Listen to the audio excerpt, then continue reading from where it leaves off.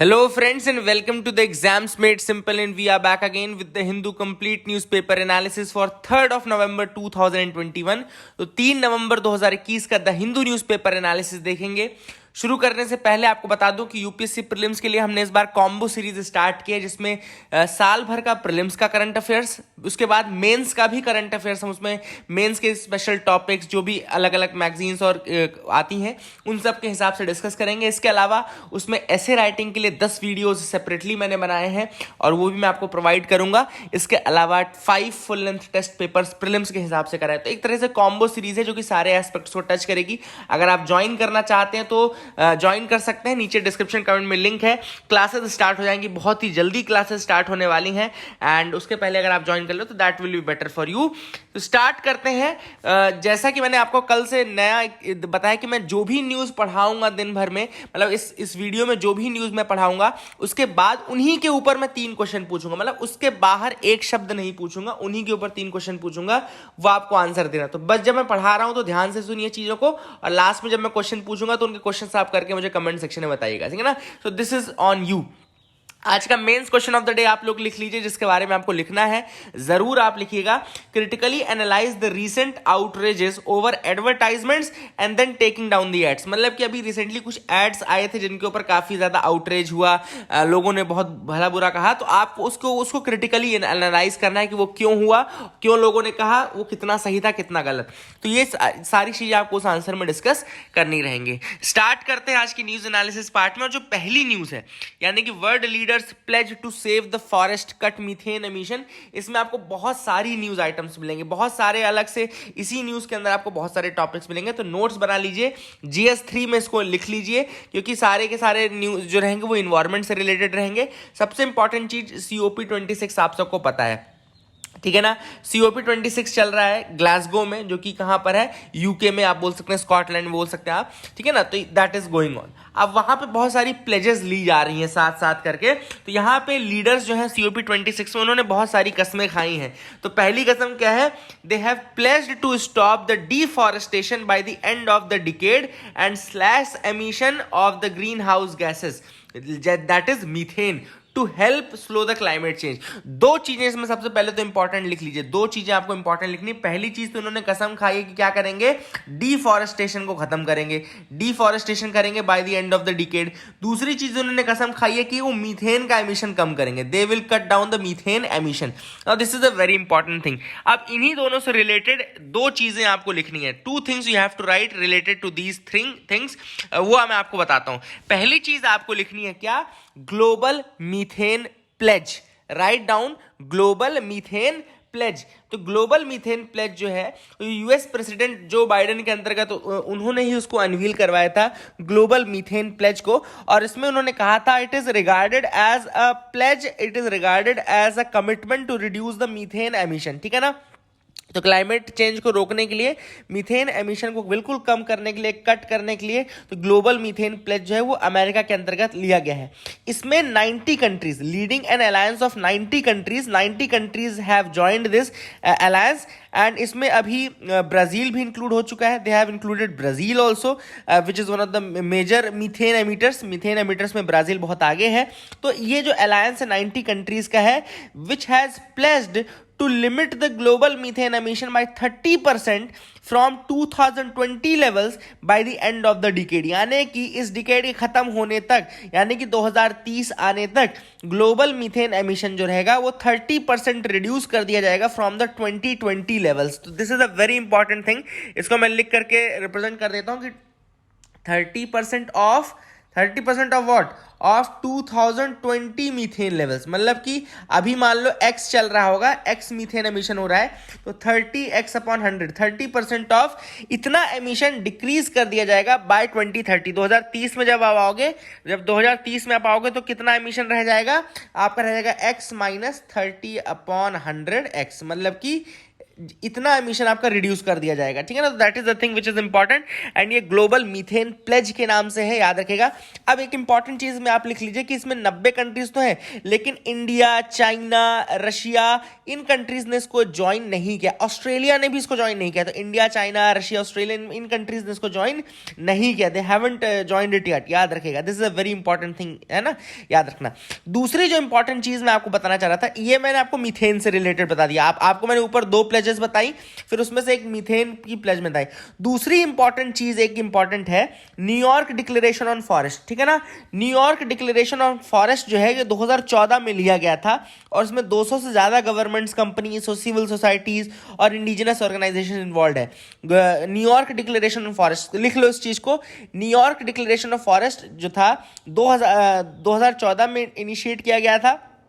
इसमें government, company, civil societies, indigenous organisation सब है, और इन्होंने कहा है बेसिक इसका एम क्या है, promise to half the tropical deforestation by 2020 and end the tropical deforestation by 2030। तो इसका एम है कि ये ट्रॉपिकल डिफॉरेस्टेशन को हाफ कर देगा बाय 2020 एंड ट्रॉपिकल डिफॉरेस्टेशन को एंड कर देगा by 2030। This is the aim of the New York declaration on forest. तो न्यूयॉर्क डिक्लेरेशन ऑन फॉरेस्ट का एम यही है कि हाफ करना है ट्रॉपिकल डिफॉरेस्टेशन को बाय 2020 एंड कंप्लीटली एंड कर देना है ट्रॉपिकल डिफॉरेस्टेशन को बाय 2030। तो प्लीज राइट इट डाउन, इसको भी आप नोट्स में इंक्लूड कर लेना, ठीक है।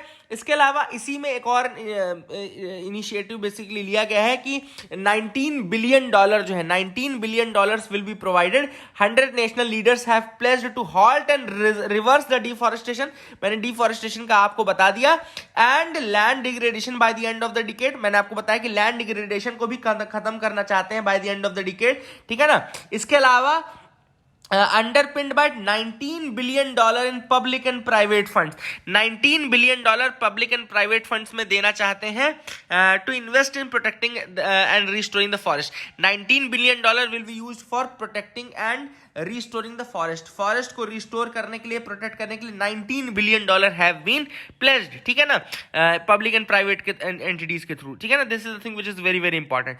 इसके अलावा 12 कंट्रीज ऐसी हैं, 12 countries have pledged to provide $12 billion. $12 billion अलग से 12 कंट्रीज ने प्लेज किया है of public funding between 2021 to 25। 2021 से 2025 के बीच में 12 कंट्रीज जो है वो $12 बिलियन प्रोवाइड करेंगी फॉर द डेवलपिंग कंट्रीज, ताकि उनको डिग्रेडेड लैंड्स को, जो उनके वाइल्ड फायर्स हैं, उनको टैकल किया जा सके। तो डिग्रेडेड लैंड्स, वाइल्ड फायर्स को टैकल करने के लिए $12 बिलियन अलग से प्रॉमिस किया गया है। तो मैंने आपको अभी 2 इंपॉर्टेंट चीजें बताई, बाकी अपन प्लेजेस तो देख ही रहे हैं, ग्लोबल मीथेन प्लेज और न्यूयॉर्क डिक्लेरेशन ऑन फॉरेस्ट के ऊपर, है ना। इसके अलावा मैं एक और चीज बता दूं, एक है ग्लोबल फॉरेस्ट वॉच का नाम आया था। तो ग्लोबल फॉरेस्ट वॉच क्या है, एक ऑनलाइन प्लेटफॉर्म है जिसमें डेटा अवेलेबल रहता है रिगार्डिंग द फॉरेस्ट के रिगार्डिंग डेटा अवेलेबल रहता है। ग्लोबल फॉरेस्ट वॉच एक तरीके से फॉरेस्ट के ऊपर मॉनिटरिंग रहती है और सारी चीजें देख करके वो उसके बाद बताते हैं। तो ग्लोबल फॉरेस्ट वॉच जो है, इसको कन्वीन किसने किया है, इसको वर्ल्ड रिसोर्स इंस्टीट्यूट ने कन्वीन किया, WRI, वर्ल्ड रिसोर्स इंस्टीट्यूट द्वारा ये कन्वीन्ड है। एंड वर्ल्ड रिसोर्स इंस्टीट्यूट के बारे में अगर आपको बताऊं तो इसका फॉर्मेशन 1982 में हुआ था, 1982 में 1982 में वर्ल्ड रिसोर्स इंस्टीट्यूट बनाया गया था 1982 में। और world resource institute basically international office maintain करता है, यूएस, चाइना, इंडिया में भी करता है, इंडोनेशिया में भी करता है, मेक्सिको में करता है, ब्राजील में करता है। And this organization's mission is to promote environmental sustainability, economic opportunity and human health and well-being। तो ये सारी चीजें प्रमोट करना इसका काम है, ह्यूमन हेल्थ को, सस्टेनेबिलिटी को, अफोर्डेबिलिटी को, है ना। वर्ल्ड रिसोर्स इंस्टीट्यूट बेसिकली ये सारी चीजें प्रमोट करता है। 1982 में बना था, इंडिया में भी इसका एक ऑफिस है, ठीक है। इसको I hope you got clarity.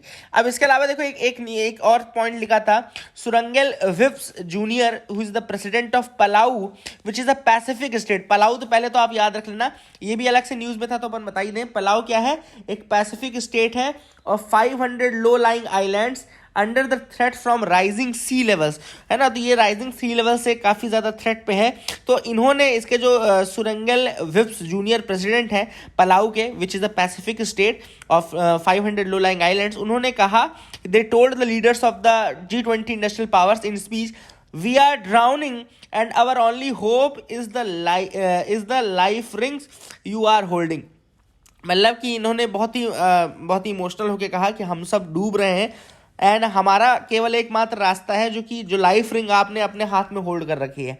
तो मतलब एक तरीके से इनकी रिक्वेस्ट थी डेवलप्ड कंट्रीज की कि भैया हमको बचाओ, हमको इस तरह से डूबने मत दो, आप लोग के कर्मों की सजा हमको मत भुगतना है। तो कुल मिलाकर के ये कहना है। तो this a very important news है ना, आज की समझ लो मोस्ट इंपॉर्टेंट न्यूज़ थी ये। दूसरी जो न्यूज़ है वो है setup the police complaints bodies NHRC। अब ये बहुत ही ज़्यादा इंपॉर्टेंट है। एक्चुअली मैं आपको बताता हूँ, there is a famous Prakash Singh case. Prakash Singh case है जो कि पुलिस रिफॉर्म से रिलेटेड है। प्रकाश सिंह केस, उन्होंने एक्चुअली 7 डायरेक्टिव्स दिए थे पुलिस रिफॉर्म्स के लिए। उन्होंने 7 रिकमेंडेशंस दिए थे। उन 7 रिकमेंडेशंस में एक रिकमेंडेशन ये था कि पुलिस कंप्लेंट्स बॉडीज बनानी चाहिए। पुलिस कंप्लेंट बॉडी क्या करेगी कि अगर कोई पब्लिक है और वो पुलिस के अगेंस्ट कंप्लेंट करती है तो उसके केसेस को देखने के लिए पुलिस कंप्लेंट्स बॉडी होनी जरूरी है, ठीक है ना। मतलब पुलिस की एट्रॉसिटीज अगर है कहीं तो उनके अगेंस्ट भी कंप्लेंट होनी चाहिए। This is what has been recommended by the Prakash Singh case and उसी को रिकमेंडेशन को आगे बढ़ाते हुए NHRC ने कहा है अब कि भैया एक पुलिस कंप्लेंट्स बॉडीज आप बनाओ। तो इट इज, देखो यहाँ पे लिखा भी है, 15 years after the supreme court issued directions for police reforms, the national human rights commission has asked the union home ministry to set and the state governments to set up the police complaints authorities as per the judgment of the Prakash Singh versus union of India 2006 case. तो ये काफी important case है, Prakash Singh versus union of India 2006 case, and this is related to police reforms. And police reforms के लिए उन्होंने कितने directives दिए थे? 7 directives were provided, 7 directives were provided, ठीक है ना। I hope you got clarity. अब मैंने क्या किया है, देखो अब इसमें तो एक ही डायरेक्टिव आपको बताया गया है कि पुलिस कंप्लेंट्स बॉडीज बनाओ। मैं आपको 7 डायरेक्टिव बताता हूं, आप लोग लिख लीजिए। Police reforms committee Prakash Singh versus union of India 2006 case, लिख लो इसको। ये मेंस में भी क्वेश्चन आ चुका है, आएगा नहीं आएगा ये मैं नहीं बता रहा हूं, आ ही चुका। यूपीएससी ने इसको मेंस में भी पूछा था, प्रीलिम्स में भी पूछा हुआ है, तो यूपीएससी का बहुत फेमस क्वेश्चन है, इसको लिख लो। तो 7 डायरेक्टिव्स जो है बेसिकली, वो पहला डायरेक्टिव है constitute a state security commission. लिख लो, इसी लाइन में लिखना। पहला डायरेक्टिव है constitute a state security commission. एक स्टेट सिक्योरिटी कमीशन बनाने की बात बोली उन्होंने। स्टेट सिक्योरिटी कमीशन क्यों बनाने के लिए बोली?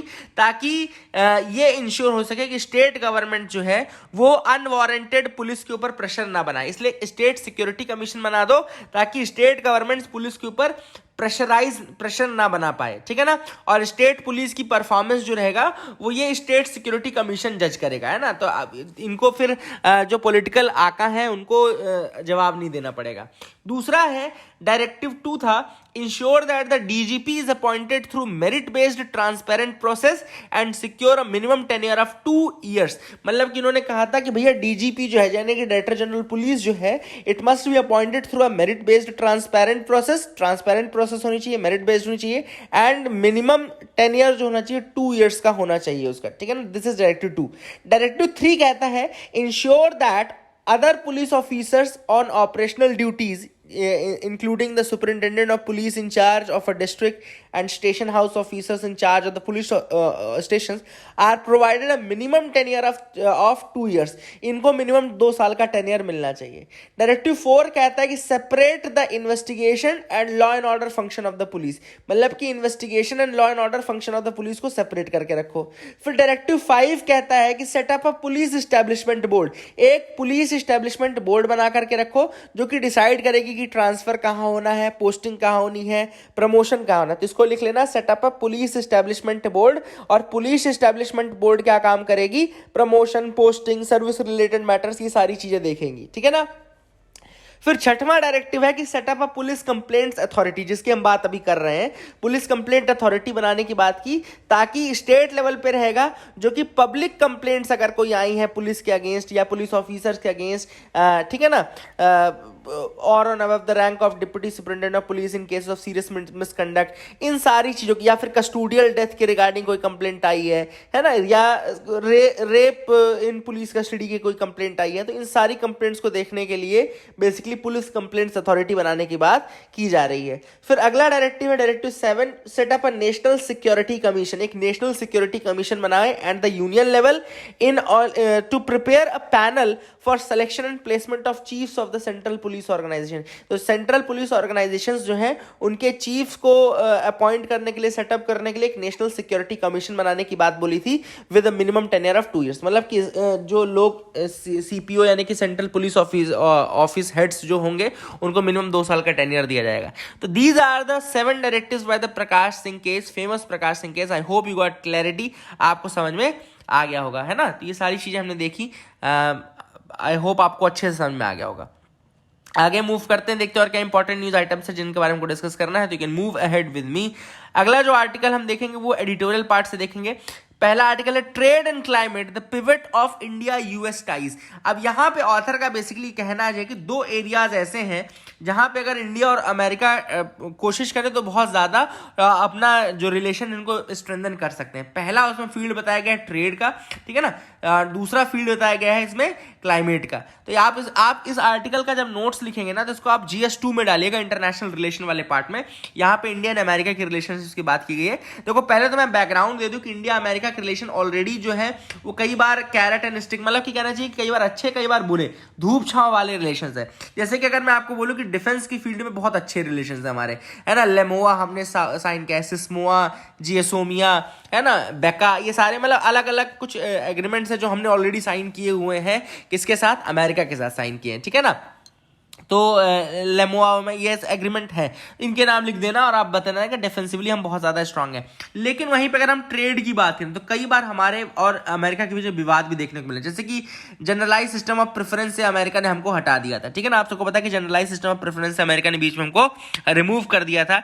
इसके अलावा बहुत सारी चीजें, जैसे कि अमेरिका हमको बार बार बोलता है कि हम काटसा के अंतर्गत सैंक्शन आपके ऊपर लगा देंगे, काटसा के अंतर्गत आपके ऊपर सैंक्शंस लगा देंगे अगर आप रशिया से डील करने गए, अगर आप रशिया से S-400 लेने गए, है ना। ये हमारे ये कुछ ट्रेवल पॉइंट है, ये सारे पॉइंट आप लिख लो क्योंकि ये इंडिया अमेरिका के जब ट्रेड रिलेशंस लिखोगे या इंडिया अमेरिका के रिलेशंस लिखोगे तो आप ये सारी चीजें हाईलाइट करोगे उसमें, ठीक है ना। फिर WTO यानी कि वर्ल्ड ट्रेड ऑर्गेनाइजेशन में भी जो हमारा और USA का स्टैंड है वो डिफरेंट है, अपोजिंग स्टैंड है। ये WTO में भी हमारा और अमेरिका का जो स्टैंड है वो क्या है, अपोजिट है, ठीक है ना। इसके अलावा कई बार अमेरिका ने हमारे ऊपर, हमारे प्रोडक्ट्स के ऊपर केसेस किए हुए हैं, WTO में ऑलरेडी हमारे ऊपर केसेस किए हुए हैं। एक बार सोलार वाला इंपॉर्टेंट इशू है कि सोलार जब हमारे यहाँ फोटोवोल्टाइक का हमने बोल दिया था कि सोलार फोटोवोल्टाइक आपको इंडिया का यूज करने पड़ेंगे, तो उसमें भी कई लोगों ने अपोजिशन किया था कि भैया ये तो फिर मोनोपोली टाइप की चीज हो जाएगी, आपको इस तरीके से नहीं करना चाहिए। तो ये है। अब एरियाज ऑफ कन्वर्जेंस की अगर हम बात करें तो यहाँ पे ऑथर ने बात की कि भैया क्लाइमेट एंड ट्रेड जो है ये 2 ऐसे इंपॉर्टेंट एरियाज हैं जिनमें अब सारी चीजें फ्यूचर की डिपेंड होने वाली है। मतलब कि ये अगर आपने अपने आप को क्लाइमेट और ट्रेड में अलाइन कर लिया तो आपके रिलेशंस डेफिनेटली अच्छे हो ही जाएंगे, दैट इज द थिंग। क्योंकि बाकी चीजें फिर इनडिस्पेंसिबल हो जाएंगे, मतलब इन्हीं से रिलेटेड है, वो अलग से कुछ देखने की जरूरत नहीं है, आपको क्लाइमेट और ट्रेड देखना है, ठीक है ना। कुछ इनकरेजिंग साइंस भी अभी देखने को मिले। फॉर एग्जांपल अगर जो यूएस के प्रेसिडेंशियल इन्वॉय है for climate John Kerry, he has visited India twice already and India and the US are collaborating under the climate and clean energy agenda partnership. तो इंडिया और America already collaborate कर रहे हैं climate and clean energy agenda partnership, CCEAP जो है, CCEAP के अंतर्गत वो ऑलरेडी कोलैबोरेट कर रहे हैं। In parallel there are hopeful signs that they are now prioritising the bilateral trade relationships by rechartering the trade policy forum. तो एक और इंपॉर्टेंट साइन हमको देखने को मिला कि देखो climate and clean energy agenda में तो हम पार्टनरशिप है ही, दूसरा ट्रेड पॉलिसी फोरम को भी रिचार्टर किया जा रहा है ताकि ये देखा जाए कि कौन कौन सी नई फील्ड्स हैं। ट्रेड एंड पॉलिसी फोरम को रिचार्टर करने का मतलब है कि ये देखना कि कौन कौन सी फील्ड्स हैं जहां पे बायलैटरल ट्रेड्स को इंप्रूव किया जा सकता है ना। रिलेशनशिप में कुछ कंसर्न्स हैं उनको हमको दूर करने की जरूरत है, जैसे कि अभी ग्लासगो में जो COP26 हुआ उसमें इंडिया ने जैसे ये कहा है कि जो डेवलप्ड कंट्रीज हैं, वेस्टर्न कंट्रीज हैं, उनको निगेटिव एमिशन टारगेट्स बनाने चाहिए। निगेटिव एमिशन टारगेट्स मतलब कि एक तो न्यूट्रल होना मतलब नेट जीरो हो गया, एक हो गया निगेटिव एमिशन का मतलब क्या हो गया कि आप सिंक ज्यादा करो और सोर्स कम करो, रिलीज कम करो और एब्जॉर्ब ज्यादा करो, मतलब कि निगेटिव एमिशन करना शुरू करो। तो ये कोई बुरा नहीं था, लेकिन ऑब्वियस सी बात है कि जो अमेरिकन और ये सब डेवलप्ड कंट्रीज हैं वो इसको बहुत पॉजिटिवली नहीं लेंगे, they will not take it very positively, ठीक है ना। इंडिया ने एक चीज जरूर अच्छी कही कि 2070 में उन्होंने नेट कार्बन जीरो न्यूट्रलिटी के लिए बोल दिया, लेकिन उन्होंने निगेटिव कार्बन एमिशन की बात की जो डेवलप्ड कंट्रीज से, वो शायद अमेरिका को पसंद ना आए। This is what the author says, ठीक है ना। वहीं पे ऑथर ने एक और इशू बताया कि प्रोटेक्शनिस्ट जो दोनों का माइंडसेट है, कहीं ना कहीं इंडिया का भी माइंडसेट और अमेरिका का भी माइंडसेट प्रोटेक्शनिस्ट हो गया है। स्पेशली डोनाल्ड ट्रंप का जो टाइम था वो तो पूरा प्रोटेक्शनिस्ट रिजीम का ही टाइम था। तो प्रोटेक्शनिज्म अगर रहेगा तो ऑब्वियस सी बात है फिर वो ट्रेड रिलेशंस को कहीं ना कहीं बंधेज बनाएगा। तो प्रोटेक्शनिज्म की जो मेंटेलिटी है उससे भी दूर रहना, this is what the author says. इसके अलावा इंडिया और यूएस जो है वो शेयर्ड विजन नहीं बना पाए हैं regarding many things. For example trade हो गया, इन सब के रिगार्डिंग मतलब एक शेयर्ड विजन नहीं बना पाए हैं। तो दैट इज अ फेलियर। इसके अलावा ऑथर ने जैसे कुछ इंपॉर्टेंट फील्ड्स की, जैसे इथेनॉल के बारे में उन्होंने कहा है कि दोनों कंट्रीज को इथेनॉल के बारे में सोचना चाहिए। इंडिया को भी अमेरिका से हेल्प ले सकता है क्योंकि ऑलरेडी इंडिया इथेनॉल ब्लेंडिंग के लिए प्रमोशन कर रहा है। और इन सब चीजों, इन फील्ड्स को अगर आप नहीं टैप करोगे, इथेनॉल जैसी फील्ड्स में अगर आप रिलेशनशिप नहीं बढ़ाओगे अमेरिका के साथ, तो obviously that is going to hurt and that is going to be an opportunity missed. एक तरीके से अपॉर्चुनिटी मिस्ड वाला वहां पे प्रोग्राम रहेगा। Shared strategic interest will be undermined if India and US can not jointly map the coordinated policies on climate and trade. तो ये जो अपॉर्चुनिटीज है या शेयर्ड स्ट्रेटेजिक इंटरेस्ट है, ये सारे लॉस हो जाएंगे अगर हमने एक शेयर्ड विजन या शेयर्ड कोऑर्डिनेटेड पॉलिसी नहीं बनाई क्लाइमेट और ट्रेड के रिगार्डिंग। तो ऑथर ने यही सजेस्ट किया कि इंडिया को क्लाइमेट एंड ट्रेड की फील्ड्स में एक शेयर्ड कोलैबोरेशन विजन लेकर के चलना चाहिए, शेयर्ड पॉलिसी बनानी चाहिए, तब जाके कहीं पे अच्छा हो पाएगा। ठीक है ना। अगला जो न्यूज हम डिस्कस करेंगे वो डिस्कस करेंगे regarding the brands must stick to their stand. अब यहाँ पे ऑथर ने एक्चुअली ब्रांड्स का सपोर्ट करते हुए कहा है कि कुछ ब्रांड्स के ऐड अभी रिसेंटली आए थे जिनको काफी अपोज किया गया है ना। कुछ ब्रांड्स में दिवाली के पटाखों को लेकर के, किसी में नमाज को लेकर के, कुछ भी अलग अलग इशूज थे। ऑथर ने सबसे पहले तो बताया कि दो तरीके के कैंपेन किए जाते हैं। जब भी ये एड्स इस तरीके के आते हैं तो दो तरीके के कैंपेन्स होंगे। तो आपको मैं जनरल न्यूज बता रहा हूँ, कुछ चीजें बता रहा हूँ जो आर्टिकल से इंपॉर्टेंट लगी मुझे, अदरवाइज है ना। तो मेरा व्यू क्या है, मेरा डिफरेंट व्यू है, आपका व्यू है। इसीलिए मैंने जो आज का क्वेश्चन दिया है ना वो इसलिए दिया है ताकि आप अपना व्यू लिखो। आप ऑथर के व्यू मत लिखो, आप अपना लिखो कि व्हाट डू यू थिंक, आप क्या सोचते हैं कि एड्स इस तरीके के जो रिलीज होते हैं फिर इनके ऊपर जो बवाल होता है और इसके बाद कभी एड्स को टेक डाउन किया जाता है, तो वो सारा इशू क्या आपको लगता है कि सही है, गलत है, बिल्कुल अच्छा है। क्योंकि देखो मेरे हिसाब से तो जो ब्रांड्स हैं they are representing an ideology, they are saying, they are giving a vision, they are influencing the policies, they are influencing the mindset of the people. ये सारी चीजें होती हैं कहीं ना कहीं, है ना। एड्स के थ्रू, कैंपेन्स के थ्रू, अगर एड्स और कैंपेन्स का कोई इन्फ्लुएंस नहीं होता, जैसे कि ऑथर के अपोजिट व्यू है, मैं मेरा मानना ऑथर के अपोजिट है थोड़ा सा। ऑथर का ये कहना है कि ब्रांड्स जो है वो केवल अपने प्रोडक्ट को बेचना चाहते हैं, they just want to sell their products and वो आपको फोर्स नहीं कर रहे हैं, वो आपको बिल्कुल फोर्स नहीं कर रहे हैं कि आप वो प्रोडक्ट खरीदो या उस चीज से आप उनको बिल्कुल इग्नोर कर सकते हो। लेकिन क्या रियलिटी में, जैसे मेरा जो मानना है कि क्या रियलिटी में आप अगर एड देख रहे हो तो क्या आपके ऊपर उसका इंपैक्ट नहीं पड़ रहा है? Are you not getting influenced because of that ad? You are getting influence. अगर आपके ऊपर इंपैक्ट नहीं पड़ेगा तो आप कभी भी प्रोडक्ट नहीं खरीदोगे। आप प्रोडक्ट तभी खरीदोगे जब आपके ऊपर उसका इन्फ्लुएंस पड़ेगा। दूसरी चीज, आप प्रोडक्ट खरीदो ना खरीदो, लेकिन what ever you see it has an imprint on you. इसका इम्प्रिंट, इसका इंपैक्ट आपके ऊपर पड़ता ही पड़ता है ना। इसीलिए बहुत सारी पॉलिसीज हैं जो कि कई बार एड्स देख करके चेंज कर दी जाती हैं। Supreme court suo motu cognizance ले लेता है चीजों का, है ना। तो ऐसा नहीं है कि उसका बिल्कुल इंपैक्ट नहीं। This is what the author says कि ऑथर ने का कहना है कि भैया आप इग्नोर कर दो अगर आपको ऐड नहीं पसंद आ रहा है तो। लेकिन क्या अगर आप उसको देख रहे हो तो आप उसको इग्नोर कर सकते हो? Whether you can ignore that thing और not, that is the big question. दूसरी चीज इशू ये है कि अगर सपोज करो कि एड्स जो आपने एड बनाया है, क्या आपकी एक रिस्पॉन्सिबिलिटी नहीं बनती कि आप सारी चीजों को स्टडी करके एड्स बनाओ? It is your responsibility that you should make an ad very, मतलब कि आपको बहुत ज्यादा सोच समझ के यू शुड थिंक।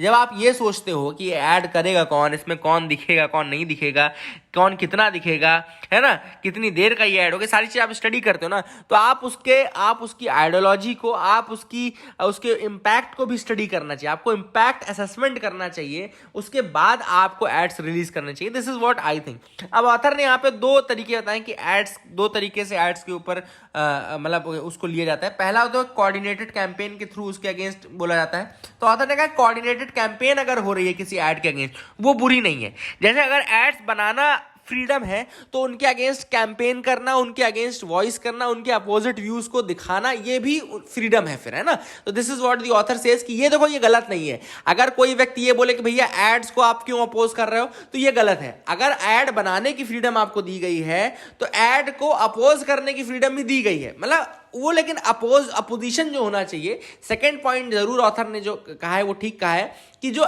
एड्स का अपोजिशन होना चाहिए वो वायलेंट फॉर्म में नहीं होना चाहिए। That should not be in the violent form कि आप फिर उनके लोगों को जाके मार रहे हो, आप बोल रहे भैया ऑफिस जला देंगे, ये सारी चीजें नहीं होनी चाहिए। अपोजिशन भी आपको एक डिसेंट, एक सिविलाइज्ड मैनर में करना है। अपोजिशन आपको इस तरीके से कभी नहीं करना है कि आप किसी को डराओ, धमकाओ, फोर्स उसके ऊपर एग्जर्ट करो, तो ये सारी चीजें आपको नहीं करनी। दिस इज व्हाट द, तो जब तक आप कोऑर्डिनेटेड कैंपेन कर रहे हो, सिविल तरीके से अगर आप उनके अगेंस्ट कैंपेन कर रहे हो, तो दैट इज नेवर रॉन्ग। लेकिन रॉन्ग कब हो जाता है, जब आप उसके अगेंस्ट वायलेंस और इन सब का यूज करना शुरू कर देते हो, ठीक है ना। That is the thing which author says. Author ने अब यहाँ पे एड्स का सपोर्ट करते हुए कहा कि भैया आप जो भी चीज, अगर इस तरीके की चीजें रही और ये फोर्स का यूज होता रहा, तो एक्चुअली में that will go against the artistic freedom of the arts and advertisers, और उनके ऊपर एक चिलिंग इफेक्ट आएगा और वो अपने स्टैंड को कभी शोकेस नहीं कर पाएंगे और अपने स्टैंड पे कभी टिक नहीं पाएंगे। तो यहाँ पे ऑथर ने वही कहा है कि भैया एड्स वालों को बोला है या आप अपने स्टैंड पे टिकिए, अगर आपने बनाया है कोई चीज़ तो आप उस पर स्टूट करिए, स्टैंड करिए, और लोगों से रिक्वेस्ट ये कही कि भैया अगर आपको कैंपेन करना है तो आप कोऑर्डिनेटेड कैंपेन करो, इस तरीके से फोर्स वाली कैंपेन ना करें। अगले जो न्यूज है वो है DAC clears the proposals worth 7,965 crore. अब ये जो डीएसी है, सबसे इंपॉर्टेंट चीज, तो यूपीएससी ने क्वेश्चन पूछा था कि डीएसी को हेड कौन करता है। डीएसी यानी कि डिफेंस एक्विजिशन काउंसिल, यानी कि डिफेंस रिलेटेड जितने भी सामान खरीदी होती है, ये सारी चीजें वो इसकी परमिशन के बाद ही क्लियर होते हैं। तो डीएसी को हेड करता है डिफेंस मिनिस्टर। सिंपल सा फंडा याद रखिएगा कि डीएसी को हेड करता है डिफेंस मिनिस्टर और कैबिनेट कमेटी ऑन सिक्योरिटी को हेड करता है प्राइम मिनिस्टर। दोनों इंपॉर्टेंट है। डीएसी यानी कि डिफेंस एक्विजिशन काउंसिल, इसको हेड करता है डिफेंस मिनिस्टर, और कैबिनेट कमेटी ऑन सिक्योरिटी यानी कि सीसीएस उसको हेड करता है प्राइम मिनिस्टर, ठीक है। अब यहाँ पे डिफेंस एक्विजिशन काउंसिल जो है, इसके बारे में कहा गया है, it has cancelled a tender for procurement of naval guns from the US and added the quantity to an existing upgraded super rapid gun mount. तो super rapid gun mount being manufactured by भेल, तो वहां से manufacture करने के लिए भेल से सुपर रैपिड गन माउंट के लिए उन्होंने कह दिया है। And the council accorded acceptance of necessity for capital acquisition and modernisation proposals estimated rupees 7,965 crore. तो डिफेंस में मॉडर्नाइजेशन एक्विजिशन करने के लिए 7,965 करोड़ का अप्रूवल जो है वो डीएसी ने दिया है। सो that is the thing which is important. I hope you got clarity, ठीक है ना। भेल को प्रमोट, ऑब्वियसली बात है, भेल को प्रमोट करने का मतलब है कि वो जो मेक इन इंडिया कैंपेन है उसको इंप्रूव करना चाहते हैं। अब की अप्रूवल जो है उसमें 12 light utility helicopters from the hall है, यानी कि हिंदुस्तान एरोनॉटिक्स लिमिटेड से 12 लाइट यूटिलिटी हेलीकॉप्टर्स लेने की बात है।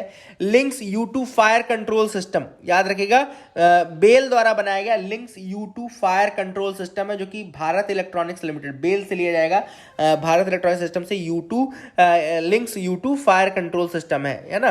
एंड ये क्या काम करता है, ये इन्हांस करेगा detection, tracking, engagement capability of warships and mid life upgradation of the Dornier aircraft from HAL to increase the naval capacity of coastal surveillance. तो कोस्टल सर्विलांस की वो भी इंप्रूव करने के लिए, कोस्टल सर्विलांस को भी इंप्रूव करने के लिए जो इक्विपमेंट्स हैं वो लिए जा रहे हैं, they are being procured under this, ठीक है ना। तो that is the thing which is important. ये सारी चीजें आप याद रख सकते हैं, बहुत, मतलब जरूरी नहीं कि आप इसको याद करें, लेकिन डीएसी के बारे में जो मैंने आपको बताया वो आप जरूर याद रखिएगा।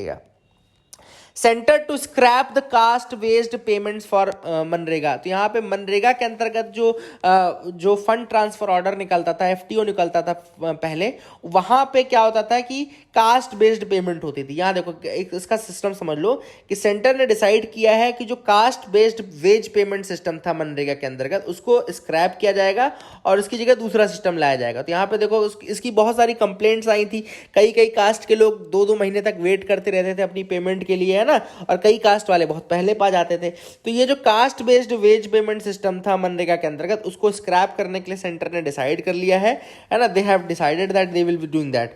अब यहाँ पे 1 नवंबर का ऑर्डर है जिसमें फाइनेंस मिनिस्ट्री ने डायरेक्ट किया है मिनिस्ट्री ऑफ रूरल डेवलपमेंट को, जो कि मनरेगा की कोऑर्डिनेटिंग मिनिस्ट्री है, मिनिस्ट्री ऑफ रूरल डेवलपमेंट को, कि जो प्रीवियस सिस्टम था, the previous system of generating single muster single FTO, पहले क्या होता था, single muster single FTO generate होता था, यानी सिंगल मस्टर रोल और single fund transfer order and transferring money into single national electronic fund management system account, उसको revert करने का टाइम आ गया है। तो पहले सिंगल मस्टर सिंगल एफटीओ और single national electronic fund management system account में पैसा जाता था, उसको रिवर्ट करना है और एक रिवाइज्ड अकाउंटिंग प्रोसीजर जो है वो उसको इंप्लीमेंट करने का समय आ चुका है। तो इसमें कैप्चर किया जाएगा 3 हेड बनाए जाएंगे, जिसमें scheduled caste, scheduled tribe and others का होगा। तो इसमें 3 हेड्स एक साथ, पहले क्या होता था, अलग अलग होता था, शेड्यूल्ड कास्ट हो गया अलग, पहले होता था शेड्यूल्ड ट्राइब अलग, फिर हो गया ये अलग। तो 3 अलग अलग बार जनरेट होता था, इस कारण से कुछ कास्ट को बहुत लेट मिलता था, कुछ कास्ट को बहुत पहले मिल जाता था। अब क्या है, इन्होंने बोला है एक नया प्रोसीजर सेटअप करेंगे जिसमें 3 माइनर हेड्स बनाएंगे, एक होगा शेड्यूल्ड कास्ट का, शेड्यूल्ड ट्राइब का, तीसरा अदर्स का होगा, और सिंगल एफटीओ के अंतर्गत इन सारे में पैसा एक साथ जाएगा और सबको एक साथ पैसा मिलेगा, ताकि जो ये लेट और ये सब कास्ट बेस्ड सिस्टम था उसको अलग किया जा सके और जो फ्रिक्शंस और जो ये सब लड़ाई झगड़ा होता था उसको दूर किया जा सके। तो that is the basic of this method. I hope you got clarity. आगे मूव करते हैं, जैसे देखते हैं और क्या इंपॉर्टेंट न्यूज आइटम्स है। जैसे यहाँ पे India to help countries prone to climate change. अब यहाँ पे प्राइम मिनिस्टर मोदी जी ने लॉन्च किया है infrastructure for resilient island states. याद रखेगा, prime minister Modi has launch infrastructure for resilient island states. Island states वो स्टेट्स हैं जो कि ऑब्वियसली बात है आइलैंड नेशंस हैं, और ये बहुत ज़्यादा वल्नरेबल भी रहते हैं क्लाइमेट चेंज को, है ना, और क्लाइमेट इस समय बिल्कुल थ्रेट फैला रहा है ऐसे नेशंस को कि उनको वो डूबने का खतरा है, ये सारी चीज़ें हैं। तो यहाँ पे प्राइम मिनिस्टर मोदी ने लॉन्च किया है, एम्बिशियस इनिशिएटिव है प्राइम मिनिस्टर मोदी का, for developing the infrastructure for small island Nations. ये याद रखना, ये स्मॉल आइलैंड नेशंस के लिए इंफ्रास्ट्रक्चर डेवलप करने के लिए है, उनके यहाँ ऐसी चीज़ों का कंस्ट्रक्शन करने का जो क्लाइमेट चेंज मतलब रेजिस्टेंट हो, है ना, ये सारी चीज़ें हो, और जो मोस्ट वल्नरेबल कंट्रीज जो हैं उनको जो थ्रेट क्लाइमेट चेंज से मिल रही है उसको प्रिवेंट करने के लिए इंडिया ने ये infrastructure for resilient island states या infrastructure for small island nations जो आप बोल सकते हैं वो किया है। आइरिस इसका नाम है, याद रखेगा, infrastructure for resilient island states, ये है आइरिस। ये जरूर याद रखना, इसका नाम याद रखना, एंड ये काफ़ी इंपॉर्टेंट है, पूछा भी जा सकता है, इसलिए इसको याद रखना। आइरिस क्या है, infrastructure for resilient island states, infrastructure for resilient island states, मतलब ऐसे जो इनको अलग से बोलते हैं, SIDS बोलते हैं, स्मॉल आइलैंड डेवलपिंग स्टेट्स कहा जाता है। They face the biggest threat of the climate change, इनको अलग से कहा ही जाता है कि कई स्मॉल आइलैंड डेवलपिंग स्टेट्स हैं जो कि थ्रेट फेस करते हैं क्लाइमेट चेंज की, उनके लिए इंफ्रास्ट्रक्चर डेवलप किया जाएगा, ठीक है ना। इसके अलावा इंडिया का ही एक इनिशिएटिव और ऑलरेडी चल रहा है, coalition for disaster resilient infrastructure, जिसको हम बोलते हैं coalition for disaster resilient structure. उसी का कहना चाहिए कि CDRI या आइरिस का ही बेसिकली वो एक्सटेंशन ही है, और इन्होंने कहा कि एक तरीके से ये हमारी रिस्पॉन्सिबिलिटी बनती है कि हम स्मॉल आइलैंड डेवलपिंग स्टेट्स को प्रोटेक्ट करके रखें, है ना, इस तरीके की चीज़ें दैट इज करें, that is the thing which is important. I hope you got clarity regarding this. अब स्मॉल आइलैंड्स की हम बात करें, ये जो आइरिस है, ये आइरिस इनिशिएटिव जो है वो रिजल्ट है cooperation between India, UK and Australia का।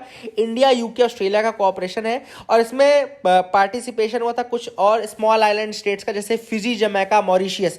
फिजी, जमैका एंड मॉरिशियस का भी इसमें वो था। तो याद रखिएगा कंट्रीज कौन कौन सी इन्वॉल्व है, कंट्रीज इन्वॉल्व इसमें इंडिया, यूके, ऑस्ट्रेलिया है, और इसमें इंडिया, यूके, ऑस्ट्रेलिया के अलावा जो पार्टिसिपेट किया था कुछ स्मॉल आइलैंड नेशंस ने, उनमें फिजी, जमैका, मॉरिशियस था।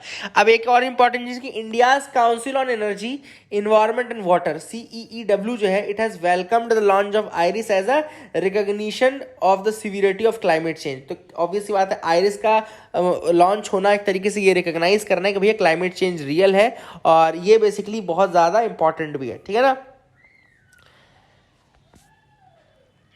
One sun one world one grid for seamless energy. अब ये मैंने ऑलरेडी आपको बताया हुआ है already. One sun one world one grid, ये एक्चुअली ये इंडिया और यूके ने इसको इंडोर्स किया है। 80 कंट्रीज इसको इंडोर्स कर चुकी हैं, है ना। This is a very important initiative again by India, है ना। और इसमें यूनाइटेड किंगडम भी हमारा साथ दे रहा है। COP26 में हमने ये इनिशिएटिव लॉन्च किया है, United Kingdom to tap the solar energy and have it travel seamlessly across the borders.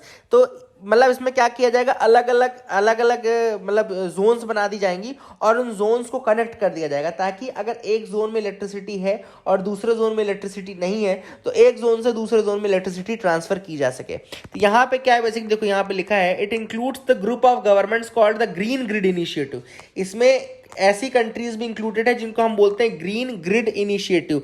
One world one sun one world one grid बोलते हैं इसको, वन ग्रीन ग्रिड इनिशिएटिव या फिर one sun one world one grid initiative बोल सकते हैं। इसको launch किया गया इंडिया और यूके के पार्टनरशिप में और इसको 80 कंट्रीज हैं जिन्होंने कि इसको इंडोर्स किया है। तो मैंने इसको ऑलरेडी आपको समझाया हुआ था। देखो इसमें क्या चलेगा, अलग अलग देखो इसमें जोन्स बना दिए जाएंगे, इस तरीके से अलग अलग जोन्स बना दिए जाएंगे। जैसे जोन 1 है, जोन 2 है, जोन 3 है। अब यहाँ पे पूरी सोलार एनर्जी का एक पॉइंट, यहाँ की पूरी सोलार एनर्जी का ये पॉइंट और यहाँ की सोलार एनर्जी का ये पॉइंट, इन तीनों पॉइंट्स को कनेक्ट कर दिया जाएगा कनेक्ट। अब मान लो यहाँ पे बिजली नहीं है तो यहाँ से बिजली या तो ले लो या तो यहाँ से ले लो। मान लो यहाँ नहीं है तो या तो यहाँ से ले लो, इसको यहाँ से दे दो। इस तरीके से कुछ किया जाएगा और कनेक्ट करके one world one sun one grid का कंसेप्ट जो है उसको मटेरियलाइज किया जाएगा, ठीक है ना। That is the thing which is important, इसको आप याद रख सकते हैं। आगे देख लेते हैं, यहाँ पे काटसा का नाम है। तो काटसा एक्ट याद रखना, काटसा एक्ट जब लाया गया था ना उसमें 3 कंट्रीज मेजर था जिनके ऊपर सैंक्शंस था, नॉर्थ कोरिया, ईरान और रशिया, ठीक है ना। ये इंपॉर्टेंट है। अभी इंडिया को डराया जरूर जा रहा है लेकिन इंडिया के अगेंस्ट काटसा लगाया नहीं गया अभी तक, ठीक है। That is the thing which is important, आप याद रख सकते हैं। आगे मूव करते हैं, यहाँ पे RBI panel on ARCs proposes norms for valuers. तो यहाँ पे RBI ने कुछ नॉर्म्स बनाए हैं ARC यानी कि एसेट रिकंस्ट्रक्शन कंपनीज जो है, एसेट रिकंस्ट्रक्शन कंपनी, जैसे कि जब ये बैंकक्रप्ट हो जाती हैं और यहाँ से ये पैसा लेके भाग जाते हैं तो एसेट रिकंस्ट्रक्शन कंपनीज के पास उनको ले आ जाता है ताकि उसकी नीलामी कर सके और जो भी पैसा वापस आ सके वो वापस लाया जाता है, ठीक है ना। तो ARCs के लिए उन्होंने कुछ, RBI ने एक पैनल बनाया था जिन्होंने कुछ रिकमेंडेशन किए हैं। तो उसमें एक सेक्शन 5 होता है सरफायसी एक्ट का, याद रखिएगा। सेक्शन 5 जो है वो सरफायसी एक्ट का है, जिसके लिए ये बोला जा रहा है कि ARC को परमिट कर दिया जाए, सेक्शन 5 के अंतर्गत ARCs को परमिट कर दिया जाए कि वो फाइनेंशियल एसेट्स को एक्वायर कर सकें फ्रॉम AIF, FPI, AMC, अलग अलग जो ये बॉडीज़ हैं जो फाइनेंशियल इंस्ट्रूमेंट्स हैं, AIF हो गया, इसके अलावा FPI हो गया और इसके अलावा AMCs हो गए। तो इन सब के फाइनेंशियल रिसोर्सेज को एक्वायर कर सके। एक्चुअली में सेक्शन 5 जो होता है सरफायसी एक्ट का, सरफायसी का फुल फॉर्म है securitisation and reconstruction of financial assets and enforcement of security interest act. इसका फुल फॉर्म क्या है, the securitisation and reconstruction of financial assets and enforcement of security interest act 2002, ठीक है ना। तो इसका सेक्शन 5 कहता है कि जो एसेट रिकंस्ट्रक्शन कंपनी है वो फाइनेंशियल रिसोर्सेज को, फाइनेंशियल इंस्ट्रूमेंट्स को, बैंक्स, किसी भी बैंक के फाइनेंशियल इंस्ट्रूमेंट को यूज़ कर सकता है या बैंक्स के फाइनेंशियल रिसोर्सेज को यूज़ कर सकता है। तो वही चीज़ यहाँ पे रिकमेंड की गई कि सरफायसी एक्ट के अंतर्गत ARCs को एक्सटेंशन मिल जाए कि वो NBFC, micro finance institution, AIF, FPI, AMCs, इन सब के भी वो रिसोर्सेज को यूज़ कर सके ताकि वो अच्छे से और ऑनलाइन फोरम के थ्रू भी वो ऑक्शनिंग कर सकें ताकि वो उसका कुछ वैल्यू निकाल सके। So that is has been mentioned in this article. I hope you got clarity. That is it for the day. अब मैं क्वेश्चंस आपसे पूछ लेता हूं जो आज के इन्हीं न्यूज एनालिसिस पे बेस्ड है। सिंपल क्वेश्चन रहेंगे, बहुत ईजी रहेंगे। पहला सवाल है, New York declaration of forest aims to achieve which of the following. New York declaration of forest इनमें से क्या अचीव करना चाहता है? पहला है to eliminate any sort of deforestation by 2030। दूसरा है half the tropical deforestation by 2030। तीसरा है and the tropical deforestation by 2030 या नन ऑफ द अबव। दूसरा है काटसा act imposed sanctions on which of the following, Iran, north Korea, India, Russia. अब आपको correct options choose करने हैं 1 and 2, 1, 2 and 4, 1, 3 and 4, all of the above. तीसरा सवाल है Prakash Singh case is associated which of the following, option A is police reform, option B is prison reform, option C election reform या option D cyber reform, cyber crime reform. So that is it for the day. Keep loving us, keep sharing us. Thank you and have a nice day.